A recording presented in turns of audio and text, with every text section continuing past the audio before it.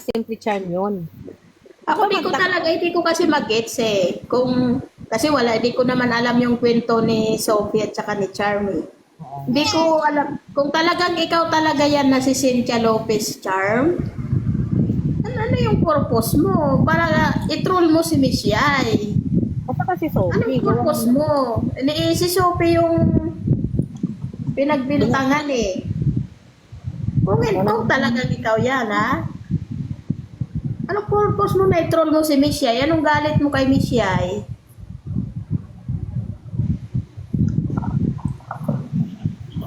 Naglalay pa sila. Baka hindi din natin alam. Nanghingi siya kay Miss Yai at di din nabigyan. Oo. Di ba? Hindi naman Din natin alam. Hindi naman ganun si Pero Miss ako in fairness kay Miss Yai, nung nag-o-offer siya. Pag mga ganyan, nag-o-offer siya. Si Miss Yai, pag meron si Miss Yai, magbibigay naman nun. Pag may, Yeah, nag-o-offer nga siya. hindi naman siya kurepo. Yun lang yung doon. Kung ano talaga yung purpose mo, bakit nagdudugtog-dugtog. Parang meron dito sa TikTok na parang ikinakatuwa nila pag may nag-aaway dahil sa kanila, no? Oo nga, yun nga yung napapansin ko. Enjoy na enjoy sila. Parang enjoy na enjoy siya. Like what this Harurot, yung ginawa ni Harurot, di ba? Parang nag-i-enjoy siya na may nagkakagulo. Tapos parang pa-suspense siya na ako yung may gawa pero di nyo alam. Parang, di ba may mga ganyan silang parang makikita mo sa personalidad nila. Correct. Si RJ, pag inaraw-araw si RJ, halos magbigtay sa galit. Pag hindi naman pinansin, hahanapin ako. Nagpapapansin. Magpapapansin. Namimiss ka ni RJ. Iti-trigger ako. O ngayon, nandito na naman ako. Ano naman sasabihin mo sa akin, RJ? Nandito na ako, lumabas ako sa Ang live. sasabihin, hindi tumigil. Tapos alam mo yung, itong may mga sayad nga, kagay kay Rosebud. Nagtitigil na ako, binabanatan mo pa rin ako. You cannot just turn its, na parang switch na i-off mo. Because, grabe parang ginawa mo na, nanggulo ka, tapos nung ayaw mo na, wala ka ng pake. Alam mo yon, nakakaawa yung ganyang ugali. Titigil ka at your convenience, wala kang pakialam ano yung mga damages na ginawa mo. You and RJ Rosebud are alike. Makikiusap ka kay Mami Bro RJ na tigilan na natin to. Kasi may sakit, may business na tayo. Pero kung ininto mo kay Rosebud na wala ka totoong sakit,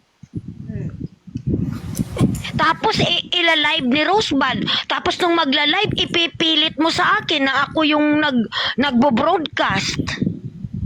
Hindi na nga kita pinapatulan eh. Kasi hindi ka naman dapat patulan eh. Kasi mahahawa lang ako sa kabaliwan mo eh. Alam ko kasi baliw ka eh. Lugi ako eh pag kinasuhan ka. Lugi talaga. Baliw ka. Lugi ako dun eh.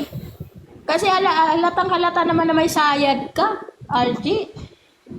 Gons, lugi ka kung ikaw yung nagkaso sa may diferensya pag-isip. Kaso yung nagkakaso may diferensya. Ang tanong, papaniwalaan ba? Yun lang. Hindi ba? Panay ang panakot lahat daw, di ba? Tandaan niyo yun, di ba sabi lahat tayo kakasuhan after ni Madi, ikaw, si Christmas, si Bella. Kasi sunod-sunod nga daw tayo, ako daw, lahat daw tayo. Di naman siya inaano. Kaya nagalit ako sa kanya. Yung abnormal. Para lang sa kaalaman mo, RG hindi na kita papatulan dito sa live kasi wala naman akong napapala sa'yo. Pero yung gagawin ko sa'yo, RG, may mapapala ako sa'yo. Talaga. Antay-antay ka lang.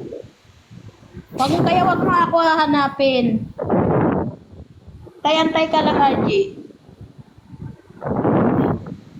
Ano mapapala sa'yo dito? Oh. Si Manay na naman pinagdidiskitahan mo. Oo, nagtanong siya sa akin. Nagtanong na saan daw kasino yung anak ni Manay. Akala ko ba magaling ka? I know. Kay puntahan niya daw.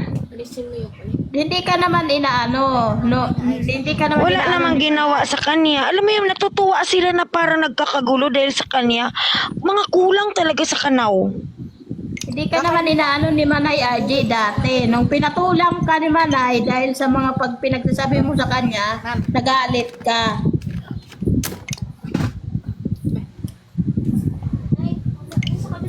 Hindi ko din maisip na magsakit-sakitan ng mga prostate. Hindi pala totoo. Ang tindi din ng mga sapak. Hindi niya anak mapera yung anak ni Manay. Baka mangutang. Baka. Kaya pa nari kausapin ko si Manay, galit-galitan ka. Uy, tas kaibiganin si Manay. Oh, diba? Diba rin na Ilabas mo yung sinasabi mong pinirmahan sa barangay na Oo, pumirma ako. pinirmahan ka daw. Di daw alam. Kaya daw nanahimik ka. O, ilabas mo. Ilabas mo. Di ko daw alam. Hindi daw ako magmasid. Mag-ano ka. Anong Mag-ano ka, ginawa bro dito ka. sa Quezon City? Alin? Malay ko dyan. Si RJ. Di ko alam. Nagpunta ba pa? Ilabas mo yung sinasabi mong pinirmahan ko sa barangay. Ilabas mo, RJ. Pag hindi mo yan ilabas, talagang malakas sayad mo. Talagang magantay-antay ka lang, RJ. May oras ka rin sa akin. Yun yung nasa grupo nila. Parang isa lang talaga yung common denominator. Kamer na may sayad. Diba? Hindi ka na nga inaano, hindi ka na nga pinapansin eh. Kasi alam kong may sapak ka eh. Kukulap-kulap na ko si Broha yung kaaway mo dun sa GC. Pati ako, anuhin mo. Where is Baka- Boomer? She is lost kasi may ganyan siya. Tel, magmatsyag ka kasi. Di ka kasi nakinig sa akin. Sino ka ba? Pakikinggan kita. Makikinig ako sa may sayad. Tigil mo ang sarili mo, RG. Diba? Labas mo na lang yung sinasabi mong pinirmahan ko sa barangay. Ilabas mo yan. Pag di mo yan ilabas, talagang sinungaling ka talaga. Diyos ko. Kung tatakot-takutin mo sa barangay, di nga ako natakot sa bala. Barangay pa. Correct. Basta wala lang ako kasalanan na ginawa eh. Bala nga dati, sinalo ko. Barangay pa, takutin mo ako. Bakit parang ang G talaga sila sa barangay? Hindi naman sa hindi ko nire-respeto ang barangay. Pero parang G sila. Ewan ko sa inyo. Kawawa naman kayo eh. Eh, may alam ka pala na may pinirmahan ako sa barangay na alam ko na may alam ka pala na pinabarangay ako eh. Bakit hindi mo ilabas yung pinirmahan? No, sige, ilabas mo. Wala namang may pakita. Agad lang sa salita. Dami mong alam. Unmute Ayaw mo nga na ako, lang. Goms, sa Comsec. Bakit? Sabi mo, gusto mo ng tahimik, mag-focus ka sa business mo. Kailangan answer dyan. Sa yung screenshot, sa galit ko, yun lang kasi yung last conversation. Pero binalikan ko ulit yung profile ni Lane Estacion, ni Charm. Ako pala ang lumapit. So, clarify ko po ako po yung lumapit ng December 14. Sabi ko, Charm, kamusta na? Try ko ilapit situation mo sa Angat Buhay. Also, yung mga ibang kasama natin, medyo ipit na rin sa budget. Tapos, December 15, kinamusta ko ulit siya. Hi, Charm, kamusta ka na? Anong situation mo ngayon dyan sa hospital? Sabi niya, need ko i-CT scan at operahan.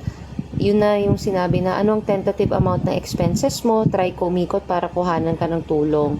Wala pa, pero yung CT scan, 11K. Kahit wag na Sophie, huy, hayaan mong subukan ko, sige na please. December 15, sige na Charm, baka mahanapan kita ng tulong. Charm, ano Gcash mo? Sinend niya yung Gcash niya. Sabi ko, thank you.